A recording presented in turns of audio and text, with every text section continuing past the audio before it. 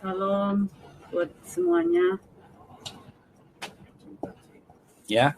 Saya Bu Kace, ya mau sedikit bersaksi tentang perjalanan Pak Kace yang di Bareskrim saat ini, dan dari awal penginjilannya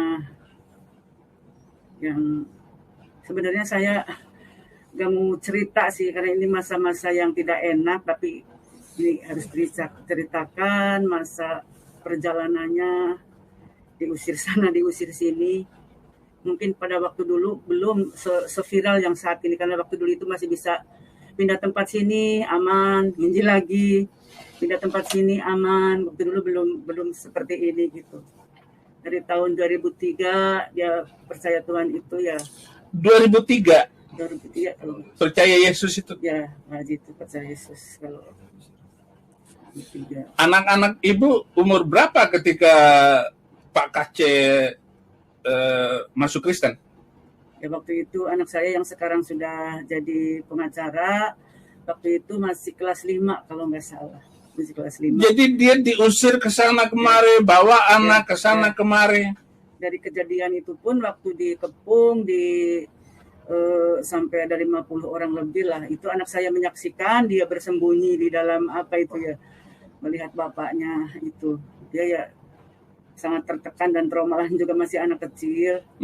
Terus puji Tuhan ya ada penyelamat, itu apa namanya, Pak Kapolsek sama Pak Camat waktu itu yang menyelamatkan Bapak. Akhirnya diselamatkanlah oleh Pak Camat dan lepas dari tahun berapa? Tahun 2003. Tahun 2003. Ya, kita loncat dari daerah tempat Bapak pertama percaya Tuhan, dan karena penginjilan itu terciumlah oleh ulama di sana, akhirnya kami dikepung gitu di sana. Beritanya ada di Detik apa ya? Ada juga di berita di YouTube ya. Di berita di YouTube ada malah ulama sana yang namanya Haji Otong itu bersaksi bahwa orang ini sudah banyak memurtadkan orang, makanya saya usir dari tempat ini. Wow. Haji Otong, ya, Otong Lenong kali. Waktu itu masih habis seru-serunya EPI kalau nggak salah ya. 2003. Diselamatkanlah. Jadi berapa kali pindah sampai ini ketangkap tahun ini? Udah berapa kali? Kalau sampai sekarang itu ada 7, 6 atau 7. Udah 6 tuh tempat pindah. Gitu. Ya itu kayak Ibu ini kayak kucing beranak dong. Ya, tapi nggak tahu, saya memang juga tertekan Bapak, tapi nggak bisa dilarang itu. Dan saya pun menginjil tetap menginjil. Haleluya. Juga cuman ya karena istri apa udah terikat, jadi kayak nggak kasihan gitu, nggak bisa ninggalin dia gitu. Ya karena kan dia ada perubahan setelah pertobatan, nggak kayak dulu lagi gitu. Jadi dia nggak pernah ngomel, nggak pernah apa, pokoknya dia nggak pernah galak gitu setelah itu. Setelah terima Yesus nggak galak lagi. Beda dong, saya setelah terima Yesus tambah galak. Nggak pernah galak, dia selalu bebas, mau apapun, mau ngasih uang, mau habis, mau apa, nggak pernah nanyain, mau pokoknya masak pun apa dimasakin dia makan. Dia nggak pernah apa tuh rewel, nggak. Jadi itulah perubahannya gitu. Makanya saya ikut. Itu sebabnya Ibu tetap mengikuti dia. Iya. Nah, dari Pak Kace terima Yesus 2003, Ibu tahun berapa masuk Kristen, percaya sama dia gitu? Tahun 2008 kalau misalnya. Jadi 3 tahun. Ya. 5 tahun. Ya. Jadi 5 tahun, dia 5 tahun setelah Pak Kace terima Yesus, barulah Ibu ini jadi cukup lama. Kenapa? Karena dia ini sudah berulang kali naik haji. Ya, naik haji Kace. Ya, juga tadinya kan Pak Kace yang ngajarin ngaji juga, mertua kok. Jadi Pak Kace ini guru Ibu dulu. Ya, nah, kumaha tuh. Ya, itulah. Jadi seperti itu ya, kita pertimbangan yang lama ya. 2004 dia kecelakaan. 2004 kecelakaan. Jadi sekarang pincang itu bukan karena ditembak polisi, tapi ada infonya katanya ditembak polisi, enggak. Itu emang kecelakaan dari 2004. Jadi kemarin saudara-saudara, saya bercanda di sebelah penyidik, wah Bapak pincang ini ditembak polisi ya. Ada yang di channel kan ada yang begitu, udah tahu channel mana gitu. Jadi jangan bikin isu bahwa Pak Kace pincang itu karena ditembak polisi, jangan. Itu nggak ada itu. Jadi kecelakaan. Terus Di kecelakaan itu dia nggak semakin itu ya, nggak semakin berhenti, dia semakin ada yang nengok pun dia nginjil gitu. Jadi nggak bisa dihentikan gitu, jadi terus gitu. Nah, Walaupun saya ketar-ketir gitu, karena kan lingkungannya Bapak tahu sendirilah. iya. Terus saya diam aja. Orang Sunda ya lebih radikal lagi terhadap masalah pemurtadan ini. Sampai hari ini pun suku Sunda itu adalah suku yang susah kita injili. Tapi itulah iman, itulah seperti yang dirasakan oleh apa namanya, oleh saya, oleh setiap orang yang pindah kepada Yesus Kristus. Iya, dari semenjak itu kan agak aman ya sampai 2008. Ya 2015-14 itu yang loncat yang kelima kayaknya ya. Ya akhirnya ketemu Abi kan di tim fokus itu kita loncat yang 2014 kami ya, itu agak lama, agak berapa tahun lama nyaman. Terus Pak Kace itu kan buat nginjil itu nggak ngandelin siapa-siapa, dia kerja. Zaman dulu kan masih banyak PKI yang ngurusin yang bermasalah. Jadi untuk penginjilan pun dia dari hasil itu aja. Dari gitu. hasil. Zaman dulu nggak kenal ada yang hasil uang. Ngurusin KTP, ngurusin paspor untuk TKI yang mau keluar negeri gitu ya. Jadi dia orangnya nggak pernah pelit, ada uang ya ada yang mau ini dia kasih buat nginjil, buat itu dia tetap seperti itu gitu. Saya juga tahun 2000 sebelum 14 itu kita karena udah agak nyaman, kita udah capek ya, mungkin udah ini sekarang udah selesai kayaknya nggak loncat lagi, makanya kami buka bengkel gitu kan, sampai ya kami buka kolam ikan lele gitu untuk kegiatan gitu. Tapi akhirnya Tuhan suruh loncat lagi waktu 2014 pindah lagi kabur kemana-mana. Ya pas waktu anak saya mau masuk kuliah ke itu di Ciamis, akhirnya masih dibawa itu, akhirnya loncat dibawa sama surat yang untuk ke tempat kuliah itu, Bi. Saudara, saya tambahkan yang membuat saya terharu dengan Muhammad Kece ini, ketika saya ke Bali bulan apa itu, kemudian saya wawancarain dia, mestinya saya harus ngasih uang kepada dia. Saya sudah siapkan semuanya, tetapi yang luar biasa, beliau memberkati orang-orang yang saya bawa. Dia berkatin amplopnya satu. Ada 2 sopir saya yang ke Bali waktu itu. Saya juga diberi amplop berkat oleh Muhammad Kace. Inilah yang membuat saya terharu dan menangis. Padahal dia dalam pelarian. Dia tahu saya berkecukupan. Dia sudah melihat saya berkecukupan.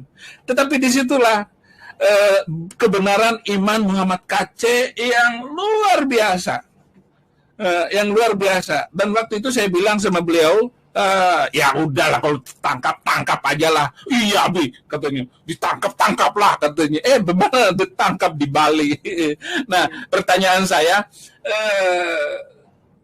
dengan kejadian, dengan lontang-lantung seperti ini, apa yang membuat yang lain, yang membuat Ibu tetap setia dengan Pak Kece gitu? Ya itu mungkin karena kasih Kristus ya, karena nggak bisa kasihan gitu, karena udah kakinya juga udah sakit, masa harus ikutin juga gitu, nggak tega gitu Pak, karena kan udah pincang kakinya juga, udah kesini-sininya malah udah ada gejala gula juga harus kasih obat gitu kan. Itunya nggak taunya punya ikatan roh, pokoknya nggak bisa aja gitu, kasihan gitu, karena orangnya kan nggak pernah galak, jadinya nggak. Walaupun aku tertekan, Bapak semakin keras semakin terus gitu, Pak jangan ini tetap aja, ini kan harus disampaikan. Orang lain ngebom ini aja dia bersuara keras, masa kita nggak mau bersuara kebaikan, kebenaran Tuhan gitu. Kita kan udah tua, mau apa gitu kan, anak udah selesai sekolah, udah kita mau mati ya mati gitu kan, kalau memang Tuhan izinkan gitu, begitu dia. Luar biasa kesaksian ini. Nah, Ibu tenang aja dulu. Jadi begini, saya sedih dengan keadaan Pak Kace. Saya sudah 2 kali ke sana, nggak bisa ketemu. Pertemuan saya datang lagi ketiga kalinya dengan putranya, baru bisa ketemu hari Kamis kemarin. Nah, ini lagi usaha untuk saya bertemu secara maraton dengan banyak orang, untuk bertemu lagi dan teman-teman yang bisa membantu beliau urusan menghadapi pengadilan ini. Karena Muhammad KC ini bagaimanapun kalau bisa harus dibebaskan. Nah, harus dibebaskan demi hukum, demi keadilan hukum, demi Pancasila dan Undang-Undang Dasar 45, Muhammad KC ini harus dibebaskan. Tidak bisa. Sumber utamanya itu adalah khutbahnya Abdus Somad yang bilang bahwa di salib ada jin kafir, lalu dibalas oleh Muhammad KC dengan membaca ayat Al-Quran bahwa di dalam Al-Quran juga itu ada surat jin, bahwa jin itu mengerumuni Nabi Muhammad ketika dia sholat untuk mendengar ayat-ayat Al-Quran. Itu kisahnya, hanya membaca itu, lalu Majelis Ulama MUI itu tersinggung dan melaporkannya. Ini kan urusan ngomong. Kita menginginkan Indonesia ini di bawah panji Injil keselamatan, silakan. Mau beragama apa, silakan semuanya. Tetapi jangan melakukan kriminal dengan menganiaya orang, menganiaya keluarganya, bahkan anaknya. Ketika saya masuk Kristen, didengar oleh keluarga saya di Bima, itu adik saya, Rus, itu dikejar-kejar oleh keluarga sendiri. Saya tidak mau sebut keluarga ini, karena dia adalah tokoh penting juga di Bima. Dikejar-kejarnya, mau dibunuh adik saya, padahal adik saya sampai sekarang tetap Muslim. Tanah saya diserobot. Saya bilang kepada adik saya, ambil. Orang yang menyerobot harta warisan saudaranya tidak pernah damai sejahtera hidupnya. Nah, itu yang penting dari apa yang mestinya saya sampaikan. Nah, Ibu, sekarang bagaimana? Ini kan baru pertama kali ya. Saya mengingat bagaimana penderitaan istri saya ketika awal-awal saya ditangkap oleh Bareskrim dan dia menjadi korban dari undang-undang penistaan agama ini. Nah, sekarang Ibu bagaimana? Ya, setelah Bapak ditangkap, ya keadaan saya, ya kan habis di BAP Bapak sampai jam 5 kita dibolehkan pulang, ya nggak bisa tidur sampai 2 hari, sampai nggak makan juga nggak bisa, makanya lemas udah naik, Bareskrim itu sampai 5 tingkat sampai lemas gitu, pokoknya udah, karena baru pertama ini. Kalau dulu kan yang masih belum ada YouTube gitu, gitu. Sekarang jadi waktu dikejar-kejar itu ya, iya, dia masih bisa tempat ke tempat. Iya, sekarang kan sampai seperti ini gitu ya. Bapak udah kayak buron apa gitu ya. Tapi Bapak melihat Bapak sukacita aja gitu. Dia itu udah maunya Tuhan gitu. Kita kan nyampein kebenaran. Itu dia nyemangatin saya gitu, kayak nangis tuh. Sampai kemarin udah bisa ketemu pun dia malah menguatkan saya. Udah maunya Tuhan. Saya bersuara apa yang orang Kristen nggak bisa bersuara, saya akan bersuara supaya orang Kristen nggak dihina lagi, supaya Yesus nggak diinjak-injak lagi. Pengen keadilan kayak itu dari negara ini, agar dipermudah perizinan, agar tidak diobrak-abrik lagi yang ibadah, itu maunya seperti itu. Jadi minta keadilan dari bangsa ini, yang hamba-hamba Tuhan yang tidak bisa menyampaikan, dia mau menyampaikan, karena saya udah tua, mau mati pun nggak apa-apa begitu. Yang penting ada kebebasan ibadah buat orang-orang Kristen yang selama ini tertindas. Itu hanya beliau itu yang ngomong seperti itu.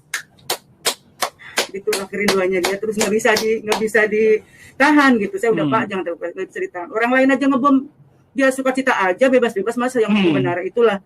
Saya sudah umur, anak saya udah selesai sekolah, saya tinggal udah tua gitu. Kalau memang Tuhan mau tetap hidup ya hidup, tapi saya harus menyampaikan ini agar sampai didengar oleh pemerintah, ada keadilan buat peribadahan orang Kristen, jangan diobrak-abrik lagi, jangan dibom lagi gitu. Jangan Tuhan Yesus diinjak-injak lagi, dihina-hina terus. Itu kerinduannya beliau seperti itu. Haleluya, saudara-saudara. Bagaimana seorang Muhammad KC kemarin ketemu saya, dan begitu ketemu saya masuk, hanya dua masuknya. Saya masuk dengan istrinya, saya melihat memang mukanya kelelahan, pucat, tetapi luar biasa dia gembira karena yang mengunjunginya itu adalah Saifuddin Ibrahim, idola dia. Saifuddin Ibrahim idolanya Muhammad Kaceh. Dia menangis dan kami pun menangis bersama-sama. Menangis karena sukacita setelah setengah bulan tidak bisa dijumpai oleh anak dan istrinya. Dan saya doakan suami istri ini dan mereka menangis. Amin, amin, amin. Saya bilang bahwa kasus Muhammad Kaceh ini dia harus dibebaskan dari ancaman hukuman ini. Atau Abdus Samad yang menjadi penyebab banyak orang Kristen bersuara harus ditangkap. Kalau tidak ditangkap, maka tidak ada keadilan bagi bangsa ini, bagi Muhammad Kaceh. Artinya kami tidak memiliki, orang-orang Kristen tidak memiliki hak asasi untuk hidup damai, untuk hidup bebas beragama dan berkeyakinan. Terima kasih. Terima kasih. Terima kasih Ibu Kaceh. Terima kasih untuk hadir di